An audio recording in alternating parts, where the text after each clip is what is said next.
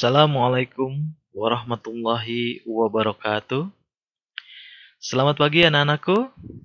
Apa kabar hari ini? Semoga selalu dalam keadaan sehat sehingga hari ini kalian bisa mengikuti pembelajaran bahasa Indonesia. Anak-anakku yang Bapak banggakan, sebelum kalian nanti melanjutkan pembelajaran di materi berikutnya yaitu tentang teks eksplanasi, Bapak akan coba mengulas kembali pembelajaran tentang teks prosedur yang kalian telah pelajari melalui daring atau secara virtual, yaitu melalui Google Classroom, yang sudah Bapak sajikan melalui video pembelajaran.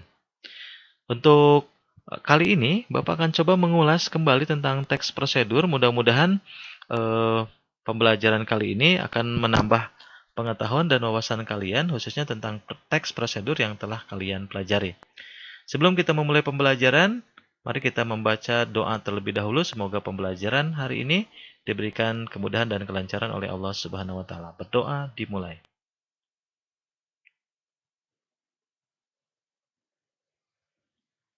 Berdoa selesai. Baik, terima kasih anak-anakku. Kita akan mulai pembelajaran tentang teks prosedur, yaitu ada tema, ada tujuan pembelajaran, materi pembelajaran, format penilaian, dan penutup. Menyusun teks prosedur, jadi nanti di akhir pembelajaran kali ini diharapkan setelah Bapak menjelaskan, mudah-mudahan kalian nanti bisa menyusun sebuah teks prosedur. Tujuan pembelajaran kita kali ini, yang pertama mengidentifikasi struktur teks prosedur. Yang kedua, mengidentifikasi kaidah atau ciri kebahasaan teks prosedur. Yang keempat, jenis-jenis atau memahami jenis-jenis teks prosedur. Yang keempat, menyusun teks prosedur. Selanjutnya, pengertian teks prosedur. Teks prosedur yaitu teks yang berisi langkah-langkah atau tahapan-tahapan dalam melakukan suatu kegiatan tertentu yang disajikan secara berurutan sehingga menghasilkan suatu tujuan yang diinginkan. Yang perlu kalian pahami adalah kata kunci dari teks prosedur yaitu adanya langkah-langkah atau tahapan-tahapan dalam melakukan suatu kegiatan. Langkah-langkah, tahapan-tahapan dalam suatu kegiatan secara berurutan. Nah, ini kata kuncinya. Baik, berikutnya struktur teks prosedur. Yang pertama adanya tujuan, yaitu merupakan hasil yang akan dicapai. Yang kedua, langkah-langkah, yaitu cara-cara yang ditempuh agar tujuan tercapai. Ingat, harus secara berurutan. Yang ketiga, penegasan ulang atau penutup. Bagian yang berisi tentang pengulangan pernyataan yang digunakan untuk meyakinkan pembaca. Jadi penegasan ulang sehingga teks prosedur atau tahapan-tahapan nanti akan kalian lakukan bisa dipahami oleh pembaca dan pembaca atau pendengar ya yakin dengan apa yang akan diikuti dalam tahapan tersebut. Kemudian berikutnya, kaidah kebahasaan teks prosedur. Yang pertama, di dalam teks prosedur itu menggunakan kalimat perintah atau imperatif. Contohnya apa? Misalkan potonglah, simpanlah, masukkanlah,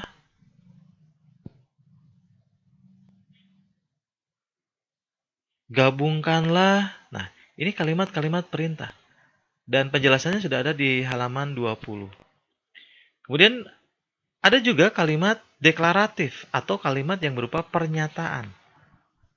Kemudian ada juga kalimat interrogatif atau kalimat pertanyaan. Jadi di dalam teks prosedur itu ada beberapa atau ciri kalimat, yaitu ada imperatif, deklaratif, dan interrogatif. Berikutnya, kaidah berikutnya yaitu adanya konjungsi temporal atau kata penghubung yang menyatakan waktu secara kronologis. Contoh selanjutnya, lalu, kemudian, dan lain-lain. Jadi adanya konjungsi atau kata penghubung, ya, tentang waktu secara kronologis. Selanjutnya lalu kemudian, nah itu ada di dalam tahapan-tahapan atau di dalam teks prosedur. Kemudian yang ketiga adanya kata kerja persuasif. Kata persuasif ini itu cirinya mengajak atau membujuk. Kalau kita sering lihat iklan di televisi, nah itu rata-rata bentuknya persuasif, mengajak atau membujuk. Sehingga kalau nanti ditanya ada jenis karangan, apa yang dimaksud dengan karangan persuasi atau persuasif?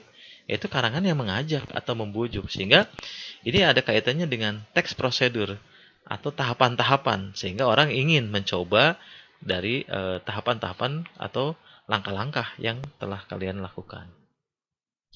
Kemudian yang keempat ada verba materia, yaitu kata kerja yang fokus pada tindakan fisik seperti memotong, mengiris, dan lain-lain. Nah, ini disebut dengan verba materia. Verba itu apa? Kata kerja. Jadi jangan bingung ketika ditanya apa itu verba. Verba itu adalah kata kerja. Nah, materia yaitu fokus pada fisik seperti memotong, mengiris, dan lain-lain. Berikutnya ada jenis-jenis teks prosedur. Teks prosedur yang mungkin telah kalian buat termasuk ke dalam jenis apa? Nah, ini yang pertama ada teks prosedur bertema kebiasaan hidup. Seperti kiat hidup sehat, kiat belajar yang efektif dan menyenangkan, atau kiat sukses mencari kerja. Nah, ini termasuk ke dalam teks prosedur bertema kebiasaan hidup. Berikutnya, yang kedua, teks prosedur bertema aktivitas tertentu seperti cara membuat donat, cara menanam jagung, atau cara memelihara kucing. Nah, ini termasuk teks prosedur bertema aktivitas atau kegiatan, melakukan sebuah kegiatan aktivitas. Ya, mudah-mudahan kalian juga sudah membuat kue dan lain-lain di rumah selama lockdown, selama berada di rumah, sehingga termasuk dalam teks prosedur bertema aktivitas. Berikutnya, teks prosedur bertema penggunaan alat, seperti cara menggunakan laptop, cara menghidupkan motor, atau cara mematikan komputer. Nah, ini teks prosedur bertema penggunaan alat.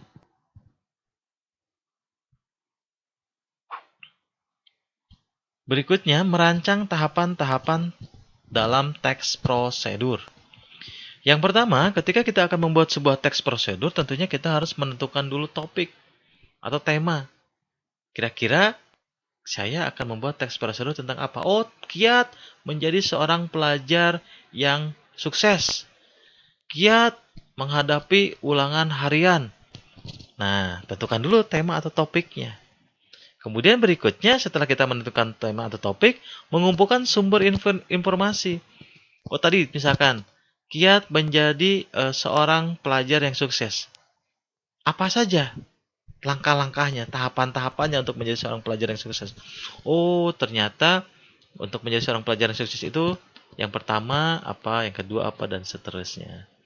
Nah, setelah kita mengumpulkan informasi, informasi bisa kita dapatkan secara langsung, wawancara dari teman atau melihat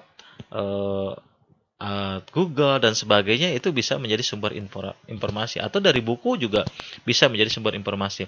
Setelah kita dapat informasi, kita kembangkan informasi tersebut, ya, kita susun berdasarkan tahapan-tahapan tadi atau berdasarkan langkah-langkah.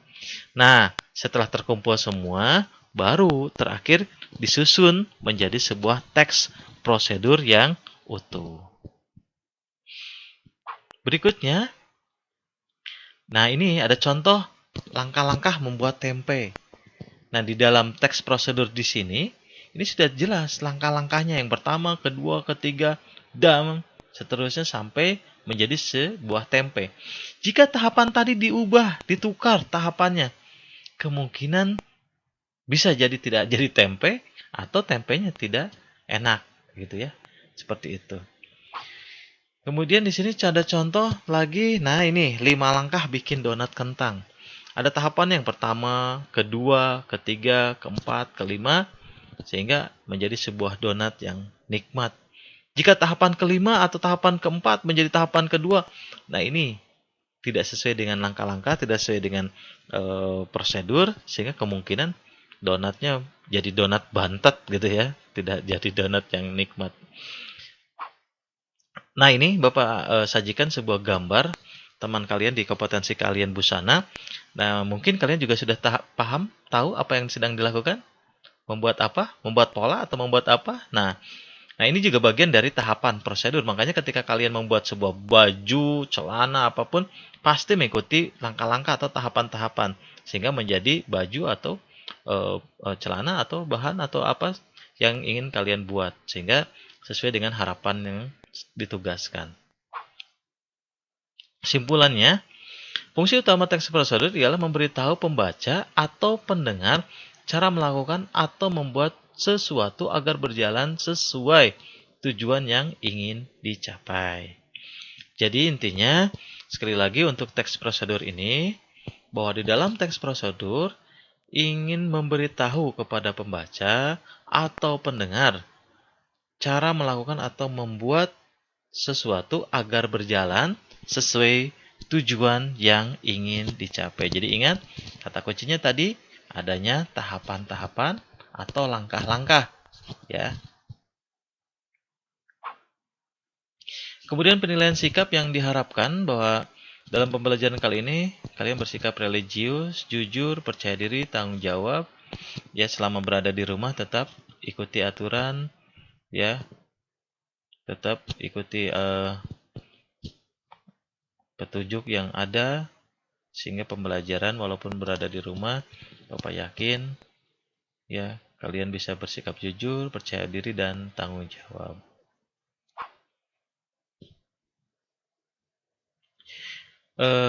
Terima kasih. Mudah-mudahan pembelajaran kali ini tentang teks prosedur bisa menambah wawasan dan pengetahuan kalian.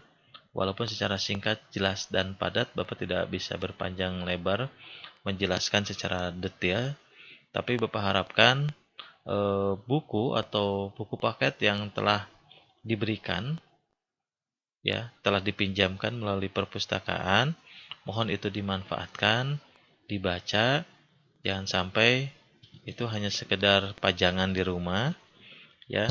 Tetap itu harus dibaca, dipelajari, karena nanti di pertemuan berikutnya kita akan langsung masuk ke ulangan harian tentang teks prosedur.